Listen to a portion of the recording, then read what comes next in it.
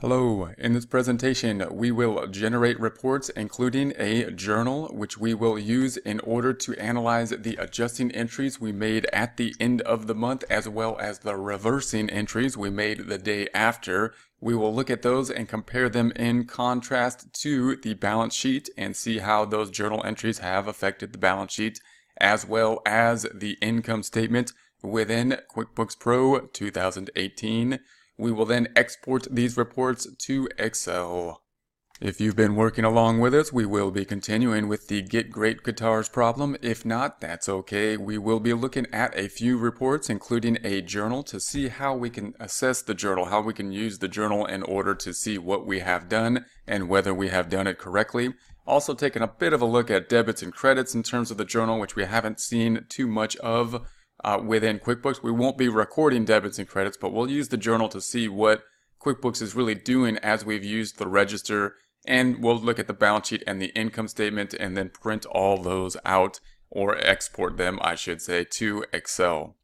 If you have the backup file up to this point, you want to go to the File tab and restore the backup file. We currently have the home page open. The home page can be found at the Company tab, Home page. We also have the Open Windows list open over here. To open that, you need to go to the View tab and Open Window List. We are going to be looking at a journal. In the last couple presentations, what we have done is done a few entire financial statements or entered data for 2 months. We then created the adjusting journal entries as of the end of February in order to make our financial statements correct as of that time period. That's going to be the adjusting process, often done by a separate department or even an outside CPA firm to help get those financial statements right for presentation to like a creditor or something, or for internal use, internal decision making, and or for taxes at the end of the year.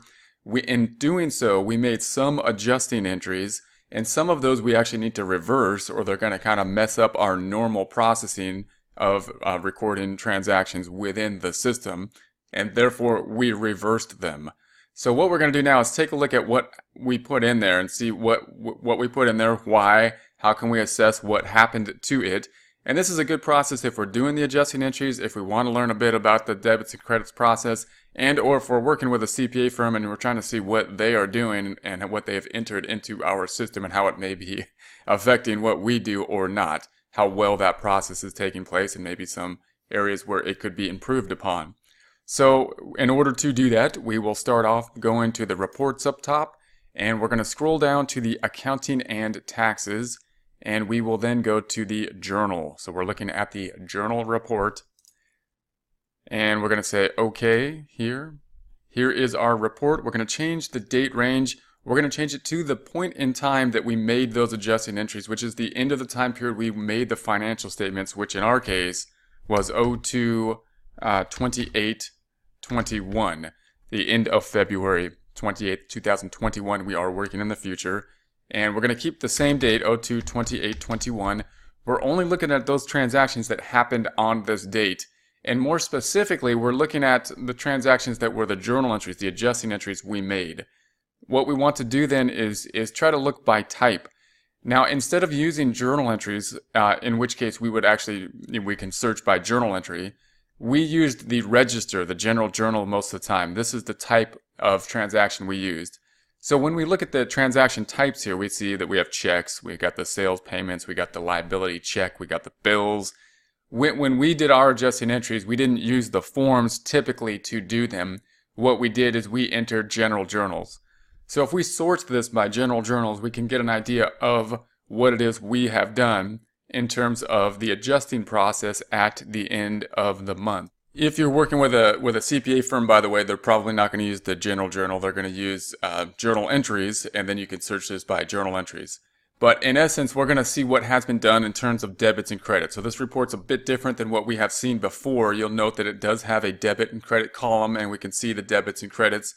When we think about this in terms of the financial statements, we can think of those debits and credits and then go to the financials and try to figure out what actually happened to the financial statements, and thereby figure out if the debit or credit made a particular account go up or down. And so even if we don't know debits and credits, we can kind of use some trial and error to see what this report is doing to our financial statements.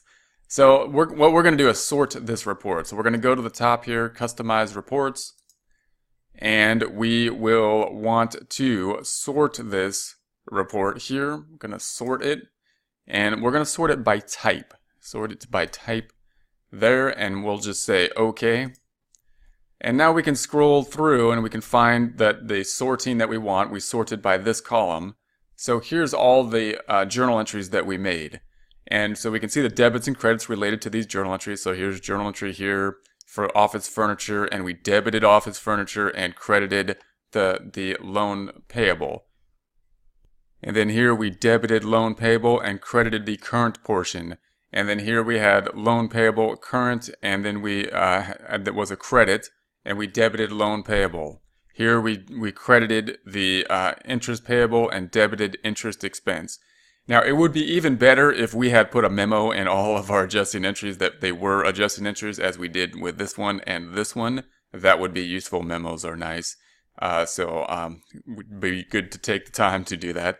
But we can see this information here. So what we're going to do now is open the balance sheet. Just take a look at a couple of these and see if we can see how this journal can relate to the balance sheet and see what happened, what's going on with these debits and credits compared to the balance sheet and then the income statement. So we'll go to the reports up top. We're going to go to company and financial and scroll down to the balance sheet. I'm going to change the date range up here to customize report, and we'll change it to 01/01/21 to let's make it 02/28/21. And OK. So here is our report. If we toggle back and forth then, let's open one more. Let's open the profit and loss too. So we'll go to the reports up top, company and financial, and the profit and loss as well. And then we'll just change the dates, 01/01/21 to 02/28/21. And there we have it. Then we're going to go back over here and look at our journal. So we're in our open windows, we're in the journal. Let's just take a look at a couple of these. So we're going to scroll down, we're going to take a look at this item here where we debited the loan payable and then we credited loan payable current portion. So if you recall that one when we did it, you might remember what happened to it. Let's see if we can recall this. If we do that, we go back to the balance sheet. We're going to look at these two accounts and drill down on the loan payable and loan payable current and see if we can kind of see what these debits and credits are doing. So if we go back to the balance sheet and scroll down to the payables area, we see the loan payable current is right there. If we double click on that to see the detail, we see this information, and here's our adjusting entry that has the 5,000. It's increasing this loan payable account. So if we go back to the general journal, we said that we credited the current portion. So that credit right there is increasing the transaction report from 0 by 5,000 to 5,000. So that's what that transaction is doing. If we go to the other, it's increase in this liability account. If we go to the other side of it and go back to the balance sheet, and go to the loan payable long term right there, double click on that, we can see that this 5,000 is decreasing the balance in the long term payable. So if we go back to the general journal, the long term portion was being debited, so that debit decreased the transaction here in the transaction detail in terms of the liability for the long term portion. So we can go through there and we can kind of check off those items. If we go back to the general journal and we were to do that with some of these other accounts and just go back and forth and see what happened, we'd see a similar trend with this item here. It's a similar journal entry. And then we would see here we've got the interest payable. We credited interest payable. So interest payable is a credit balance account. This is going to increase the interest payable. Interest expense is a debit balance account. This is going to increase interest expense as well. So if we went through those accounts, we can kind of see what is happening with these journal entries. This journal entry is saying that we have sales tax payable. That's a liability, and this would increase the sales tax payable. This is a sales, that's revenue, that would increase the revenue account. And this is receivable, that would decrease the receivable. And if we went through these individual accounts, we can kind of see the debits and credits, how these things relate to debits and credits. However, in essence, that's what we have done. And if you're checking everything off and you want to see if you have all the information that you've been working through, as we do here, this is a great report to do that. You can go through here and just check everything off that the journal entries have been in there properly. If you see a journal entry here that's a general journal that is not on your report, then you want to check the dates first. Change the date to some wider date range and see if you can find more general journals that and see if it's a date problem. Very likely that you could have put it in there as of the first day of the next month. That's one of the reversing journal entries. And then you just need to change the date to pull it back to this month. And if it's not there, then you can add it. If there's any differences in numbers, obviously QuickBooks lets you change those fairly easily. And if you do so, if you're able to change all that, then the balance sheet then should remain in balance. So if we were okay before this point and all those adjusting entries were correct, then the balance sheet should be in balance. So if you scroll through the balance sheet and just tick and tie everything off, then you should be okay there, as well as the income statement. If you would go through that and you tick and tie everything off, the income statement should be okay. So you're going to check those two amounts. What we're going to do now is print all this stuff out or export it to Excel. We're going to export the balance sheet, the income statement, and the general journal as of the 2 months ended February 28th. So let's do that now. I'm going to start with the balance sheet, and then I'm going to go to the income statement or the profit and loss, and then we'll go to the general journal. We're going to create one Excel document that's going to have all this input together and just show all the detail for us. And it'll look nice. It'll look nice and organized. So we're going to go up to the Excel up top, and we will create a new worksheet. And within that worksheet, we're actually going to create a new workbook. This is the first one we have made so far for this section. So we're going to say export. It should then open up Excel and put this information or export this information to it. Here it is. A couple things I like to do here was go to the View tab up top and View tab, and then go to the Windows group and unsplit this item. So it's unsplit. And then if we go down here to the page layout icon and click on that, you'll see that it does have the header here. So that looks good. And then if we go back here to the normal view, then we're going to just rename this tab. I'm just going to rename it. So balance sheet here, and it's going to be, that will be it. So we've got the balance sheet, and I'm going to go ahead and save this then. File, save as, and scroll down. I'm going to put it on the desktop, and we're going to put it into the folder that we have created, Get Great Guitars, and we're going to make it in section 10, and we're going to call it section 10 Reports. That's what we have there, and save it. And then I typically like to close it so that QuickBooks will then open it back up for the next report. So I'm going to close that out, and then we're going to go to the profit and loss. And then I'm going to go ahead and export this in the same fashion, except that we're going to export it to a new tab in that workbook that we just made. So we're going to create a new worksheet within the same workbook. Next item, however, we're going to go to an existing workbook and then locate that workbook we just created by browsing, drop down, and section 10 is where I put it. And we're going to put it right there, and it's going to export that to that. Once we do that, it's going to open up that same Excel sheet once again. It's going to create a new tab. It's going to export this information to that new tab. And then we will go in there and make the normal adjustments we make, which are go into the View tab, go into the Windows group, unsplitting the panes, and then checking that the header looks like what we want. There's the header. Going back to the normal view. I'm going to drag the tab now to the right-hand side where I'd like to see it. So they put it in the left. We want to put it on the right-hand side. Double-clicking on the name, changing the name to just P and L, and OK. And then I'm going to go ahead and save that. Don't need to change the location. It's already where we would like it to be.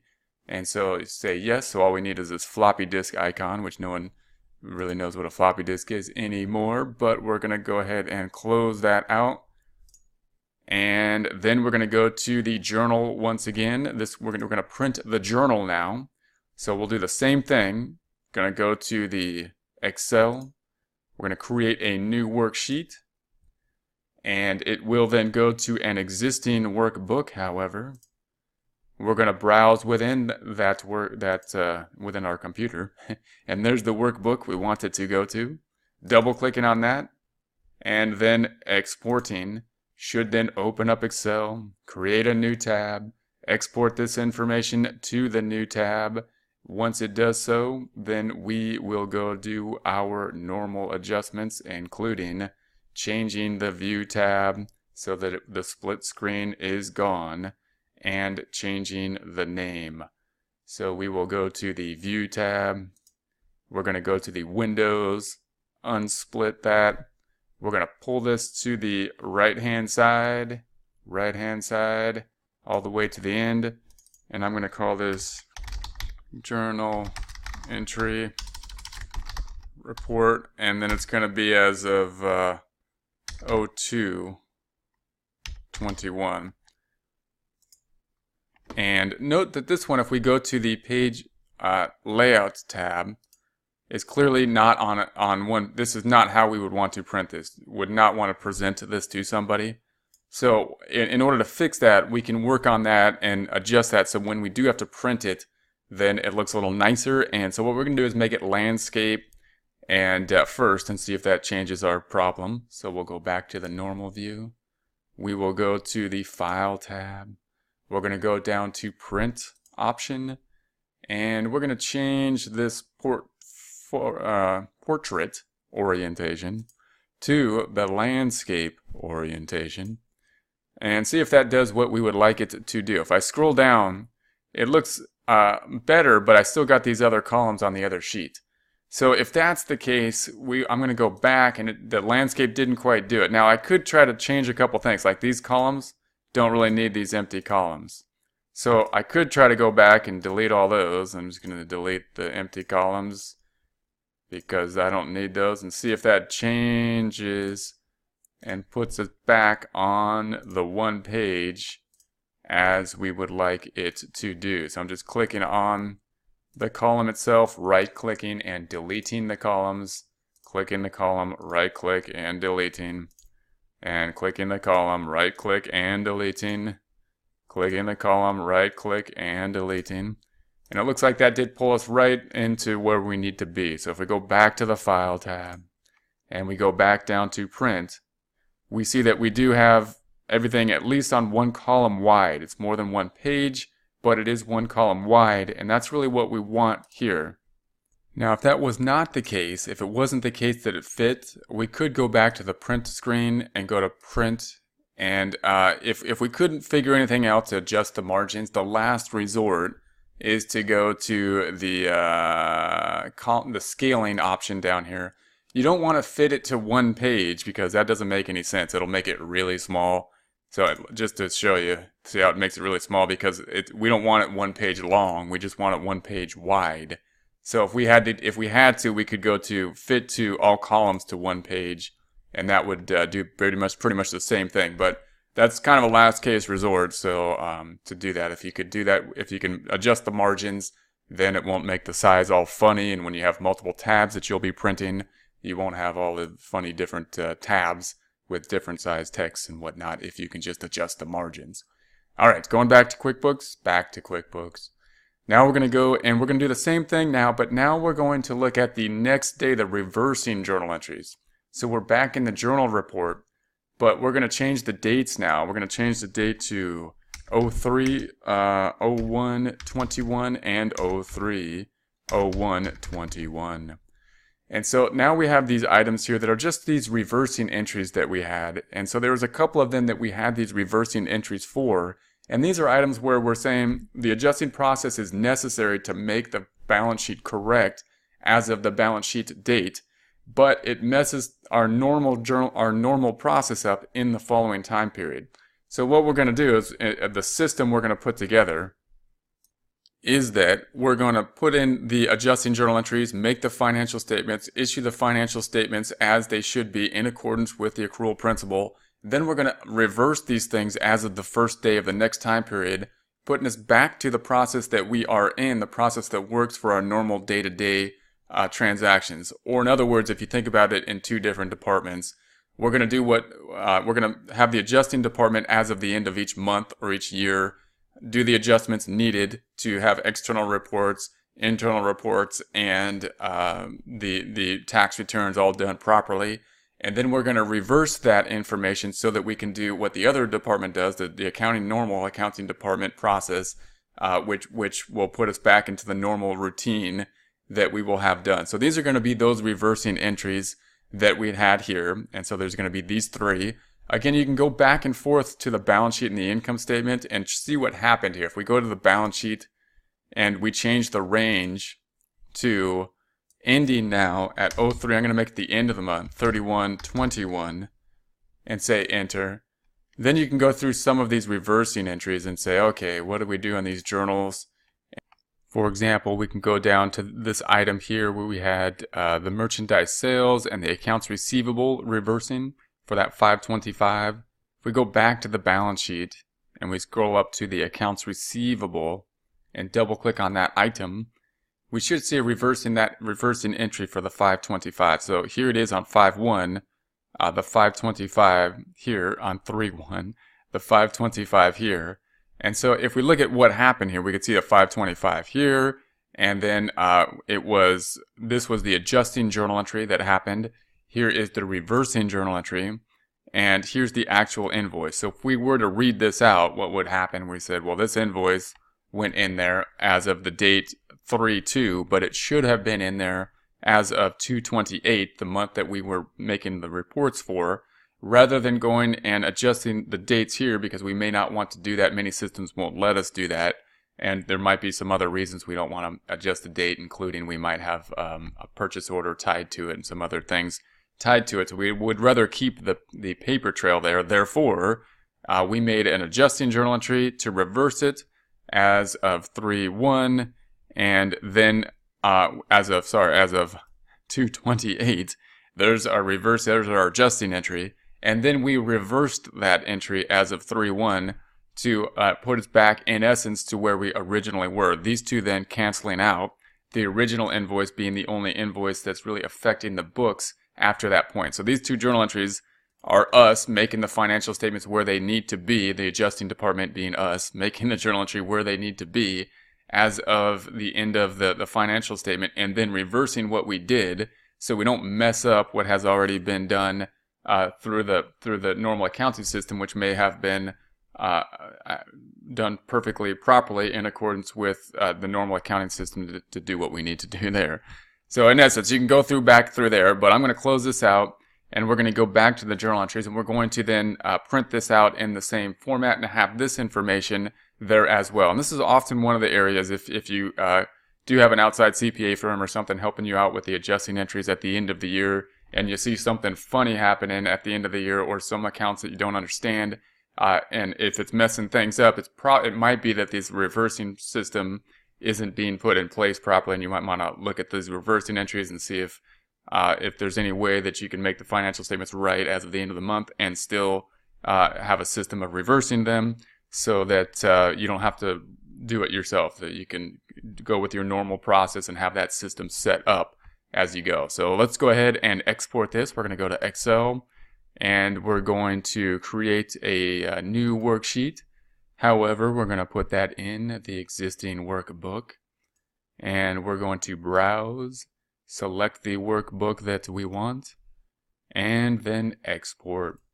This should then open up that same Excel file. Export this information to a new tab within that file. Put that tab somewhere. We are going to put that tab then and drag it to the right hand side. So we're going to drag it all the way to the right. And these are going to be journal entries that we want to have here. So I'm going to double click on the name and type journal entry, and we're going to make it 03.01, the entries that we have there. We'll do a similar adjustment process here. I'm going to go to the View tab, and View tab, and we're going to go to the Windows and unsplit that.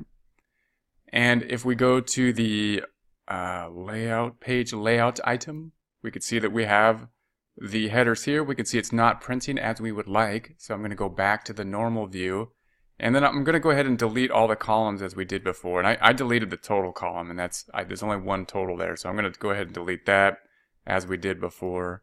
Delete this, delete that. Just going to delete all the columns, and we're going to try to put this on one page so it looks nice. So we're going to delete that. We're going to delete that. We're going to delete this. I'm going to select, hold down Control, and I can highlight non-adjacent columns and right click on them and delete them all at one time.